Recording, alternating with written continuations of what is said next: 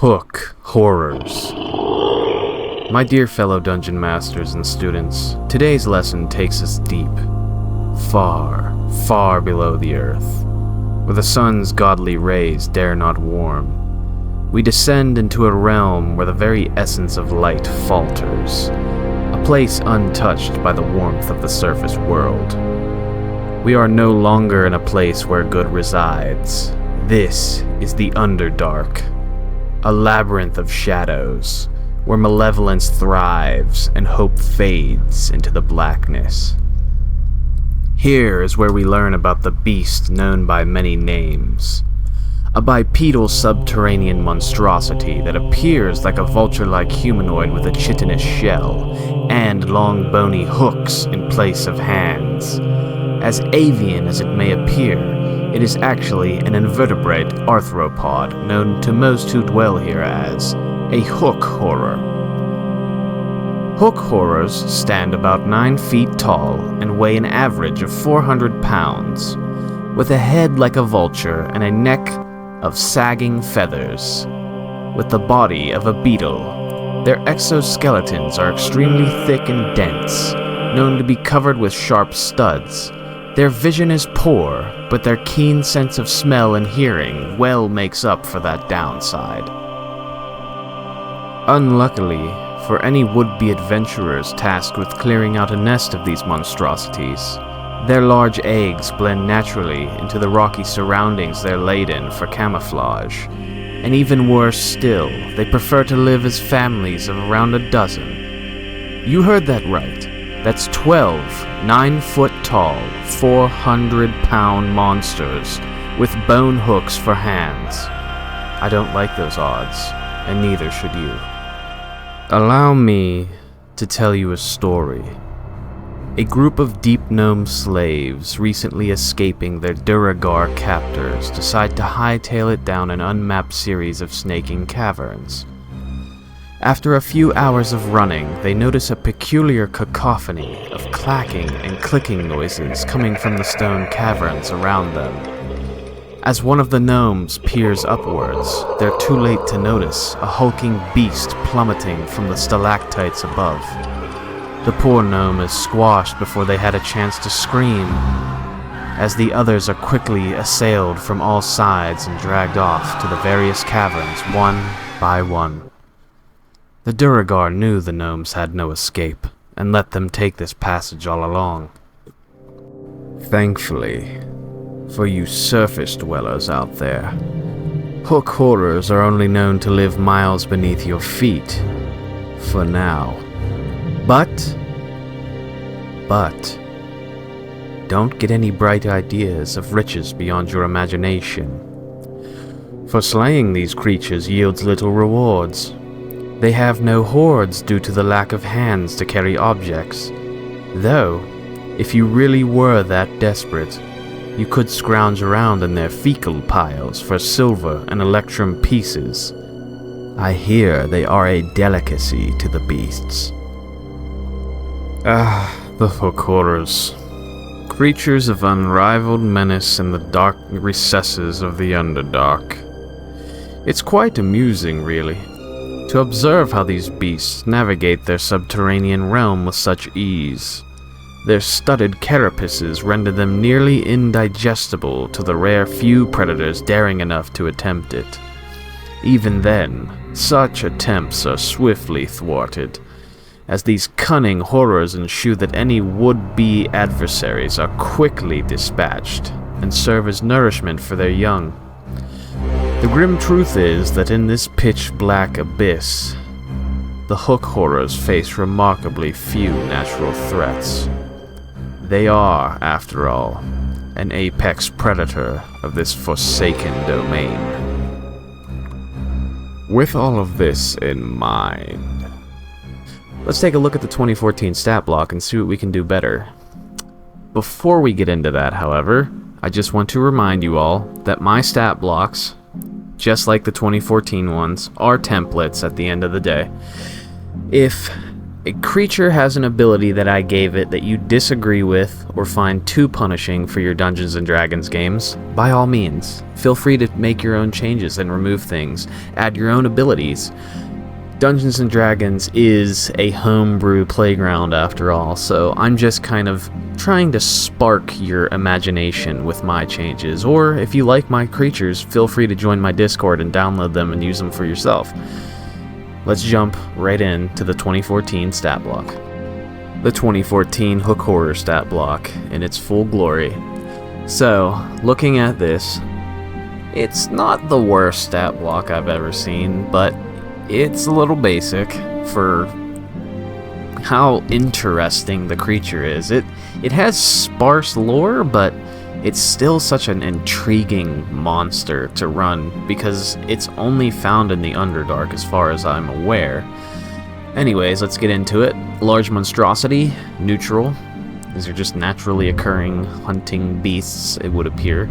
Their armor class is 15 from their chitinous shell that they have. They have a hit point pool of 75. Their speed of 30 feet, but they have a climbing speed of 30 feet also. So in one turn they can move 60 feet along the ground, or 30 feet along the ground, 30 feet along a ceiling, which is quite terrifying.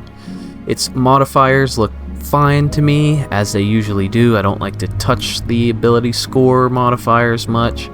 We move into the skills part, where they have a perception of 3. That seems good. They are an ambush predator, however, which kinda makes me want to give them a stealth proficiency. They have a blind sight of 60 feet, a dark vision of 120 feet, so turning invisible does nothing to these creatures, and that is horrifying. They speak Hook Horror, but it's not a spoken language. It is actually a series of clacks and clicks off of the stone or their chitinous shells with their hooked arms. They are a challenge rating of 3. They have a proficiency bonus of +2, and their special traits are they have keen hearing and echolocation. Keen hearing is they have advantage on wisdom saves that rely on hearing, or wisdom checks that rely on hearing, and then we have echolocation. The Hook Horror can't use its blind sight while deafened, so if you cast a silence spell, they can't see with blind sight anymore. So we move into the actions, and this is where the creature becomes a bit one-dimensional. Obviously, if you use special tactics and you get creative, you can make it more interesting, but I like to give people options, and a multi-attack where it only makes 2 attacks and it only has 1 attack, you kinda know what it's gonna do every turn, and there's no real surprise. I picture these creatures to be horrifying monstrosities in the Underdark. Being able to clamber around on the ceiling between the stalactites and then just dropping down on you from out of nowhere while you are suddenly surrounded by about 3 to 4 more of them. They should be able to assail you to no end and then drag you off and try to devour you while you're still kicking and screaming. So let me show you what I did with my stat block, and we'll see if you guys like it more than this 2014 one. Alright, DM Dungeon Mastery's Hook Horror, here we go. So what I was trying to capture with this creature was alien-like ambushing predator from the Underdark that is almost out of a horror movie because it's got Hook Horror as a name. So we'll go over quickly the first half of my stat block here. The only changes we're gonna have is from skills, and I did increase the challenge rating by 1, so perception is still 3, and then stealth is now present on the ambush predator stat block because it's all about ambushing, dropping from the ceiling, attacking things. I think that's a fitting ability. Yeah, we can move into the abilities now of my stat block. So first things first, echolocation is the same. Keen hearing and smell now instead of just keen hearing, because it literally says on the wiki that they have keen hearing and smell. They are pack creatures, so when they attack you in hordes, they have pack tactics. This is a scary ability now for this creature. I think hook horrors, honestly, with my stat block, even though they're not super high CR, can definitely scale into a higher level player character party. So if you don't know what pack tactics does, it gives advantage if the hook horror has an ally within 5 feet of it. I gave it a unique ability here. This is called Sharp Carapace, and it states when a creature climbs onto or grapples the hook horror, it takes 1d4 piercing damage at the start of each of its turns until it releases the grapple or dismounts. Additionally, if the hook horror is swallowed, the creature takes 1d4 piercing damage at the start of each of its turns until it spits the hook horror out or the hook horror dies. It says in their lore that they have this sharp carapace with studs on it. It's like these naturally forming spiky studs. I gave it sharp carapace because of that. We're gonna get into this really cool ability that I came up with. It's not super groundbreaking or anything, but Death from Above. If the hook horror drops from a height of at least 10 feet onto a target and hits it with a hook attack, the target must make a DC 14 strength saving throw or take an additional 1d6 bludgeoning damage for every 10 feet the hook horror falls from. If he fails, he will be knocked prone and the hook horror lands adjacent to the target. On a success, however, the creature takes half damage and does not fall prone. Now, there's a little caveat to this. If the hook horror falls from a height greater than 30 feet, the creature that he's falling onto makes this save at disadvantage, but the hook horror also takes damage from the fall as normal. And then it must also make an acrobatics check or fall prone. Yeah, it's not invincible to falling damage. That's just to keep it in line, essentially. So if it was suicidal and decided to jump 70 feet from a cliff down onto a creature, it would still take damage from that. It would deal a lot of damage, but it would take damage from that. Moving on to the final ability / trait of this creature, it's Latching Hooks. The first thing I thought of immediately when I looked at the hook horror is, wow, this creature would be good at pulling stuff out of a humanoid's hands or a creature that had a weapon and a shield, because it has hooks for arms.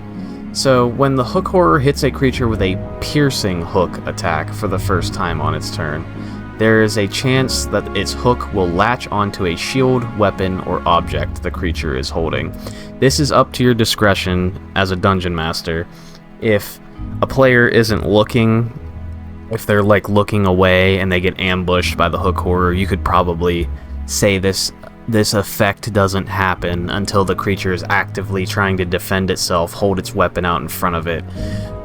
Wizards being disarmed of their wands might be a little iffy, but it could happen. If the wizard has their book in their hand and the hook comes in, it could yank the book out of their hand. But anyways, how it works is you roll a d6. On a 3 to 4, nothing happens. On a 5 or 6, the hook catches, forcing the creature to make a DC 14 strength saving throw or drop one item it is holding within 10 feet of the hook horror's choice. And then it says the item dropped is decided randomly. So how you could picture this is the hook horror has an intelligence of 6. So it's not actively attempting to use tactics like ripping weapons and shields out of characters' hands. However, out of happenstance, because they have hooks at the end of their long, bony, hooked arms, it's gonna happen, more than likely. I feel like that's a realistic look on this creature. It's a scary look too. If you want to nerf this, if you feel like it's going to be too annoying to run, you could take it out, or if you wanted to make the die a d6 and only make it happen on a 7 to 8 or an 8, that significantly lowers the chance of this happening. But just picture it. The level 8 to 10 party gets surrounded by 4 of these, and they're getting wailed on. Suddenly the paladin pulls his shield up to block, and the hook horror just, in its rampaging savage attacks, rips the shield out of the paladin's hand, and then the paladin is just standing there like, oh man. It would be a quite memorable fight for sure. Possibly a TPK, but hey, you know how to balance things, so don't throw too many of them at your player characters unless they go into a nest where there should be at least 12 of them. That's on them if they decide to do that. But that's it for the traits. We're going to move right on into the actions category.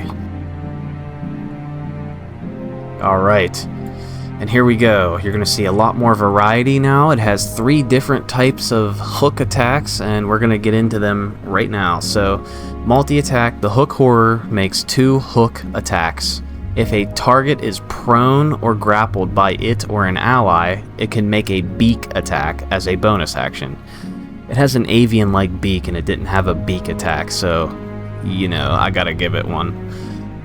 The first attack, we have Piercing Hook. This is the only thing that can activate latching hooks. So if he uses Piercing Hook, that's the only attack that can rip a weapon out of somebody's hands. All these other attacks cannot do that. Keep that in mind when you're running this creature. Do not screw your players over and have Toppling Hook ripping weapons out of the player's hands. So we move on to Toppling Hook now. It is a hook attack, but it's a different hook attack. So it's 2d4 plus 4 piercing damage on a hit. If the target is large or smaller, it must succeed on a DC 14 strength saving throw or be knocked prone. It says that that is one of their main combat tactics. They try to topple creatures with their hooks. They try to latch around the ankles and pull creatures to the ground so they can feast on them alive while they're kicking and screaming. I let it work on large creatures because I'm imagining, like, let's say the drow are riding through on, probably wouldn't be horses, but Rothe or something like that, and they get ambushed by a group of hook horrors. The hook horrors jump down, they knock the drows off their mounts, and then they pull the mounts to the ground, and they just start devouring them while the drow are fighting them. That's a pretty horrifying sight. I want these creatures to feel like apex predators.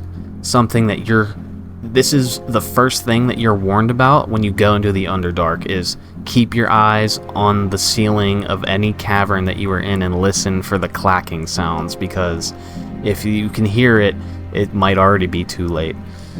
We go into, from Toppling Hook, Impaling Hook. This is the horror movie-esque attack here. So, it can only be used on a prone creature. It does 2d6 piercing damage. If the target is large or smaller, it is grappled. While the target is grappled this way, the hook horror can drag the creature without any penalty to its movement speed. So let me give you a scenario here. The party is walking through a cavern. They get ambushed by a group of hook horrors. We'll be nice, we'll say 3 of them. 2 of them are harrying the cleric and the fighter in the front line. The wizard in the back doesn't realize a hook horror lands behind him and gives him the nothing personal kid, knocks him down to the ground, takes both of his hooks, slams them into his body, hooking into his flesh, and just starts dragging him off into the darkness while he's still alive. That is going to make for such a scary, memorable fight for your players. I was just so excited making this ability. I want to use one of these creatures now in my game. I cannot wait to use one of these. Moving on, I'll stop gawking over my own design here. We get into the beak attack. This is the attack that does the most damage on the stat block, but it's conditional also. So remember, they could just make one beak attack or they can make a beak attack as a bonus action if the creature is prone, like they're eating them. So it states if the creature is grappled or prone, this attack is made with advantage. So these are pretty large creatures. They have large beaks. They could probably pierce through armor. I pictured it as, they get the impaling hook, they get dragged away, they're grappled and held onto the ground, and then they just start getting eaten and impaling hooked again, eaten alive.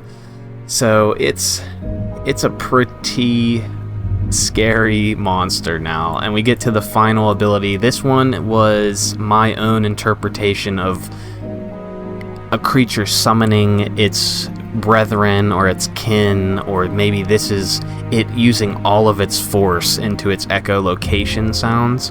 And basically it's called Deafening Shriek. The hook horror swells its throat and emits an ear-piercing shriek. Each non-hook horror creature within 20 feet of the hook horror that can hear it must make a DC 12 Constitution saving throw. So the DC's low, keep this in mind. On a failed save, a creature takes 3d6 thunder damage, is deafened for 1 minute, and is disoriented, causing its attacks to have disadvantage on all ability checks until the end of its next turn. On a successful save, the creature takes half damage, isn't deafened or disoriented, and then if it succeeds, it is immune to the shriek for the next 24 hours. And also, the shriek can be heard up to a mile away, so if you want to foreshadow things in the Underdark for your players, tell them they hear some really bone-chilling shrieks off in the far distance in the caverns that's echoing through the caves. So we've hit the outro of my hook horror video. I just want to remind you guys that honestly, the regular hook horror stat block is simple for what it is, and it's by no means a bad creature. I just think that it is really fun to add variety to basic creature stat blocks and turn them into something one-dimensional. From the basic, it can only attack twice, it's alright, it's just dealing damage, we don't have to worry about it, to now, the combat is not just surround it, hit it, wait till it dies, or one of us dies. That's the problem with 5e combat, I think, is it's very surround something and hit it until it dies, and then that is kind of the downfall of the game, and that's what makes combat so tiring sometimes, is it's just dice rolling, and then it's up to you, the dungeon master, to try to accurately, fluidly describe combat happening, while in reality it's just fighter runs up, he gets into combat, he doesn't want to leave combat because he'll take an attack of opportunity, and then he just hits something until he dies or it dies. But now the fighter can get tripped, dragged off into the darkness, he could get shrieked on, making his ears burst. Just a lot of different fun abilities. I would like to remind everybody really quick before I leave, I have a Discord channel where I'm posting all of these creature stat blocks now, where you can just come in and download them really quick. You don't have to stick around, but that's where I'm going to put my creature stat blocks, because it's way easier for me to re-upload them, edit them if I mess up on something, like I misspell a word, or I want to update and nerf a creature, or give it a different ability based on feedback. Yeah, I just want to let you guys know. It's going to be in the description of the video, and this is DM Dungeon Mastery. I will catch you all in the next one.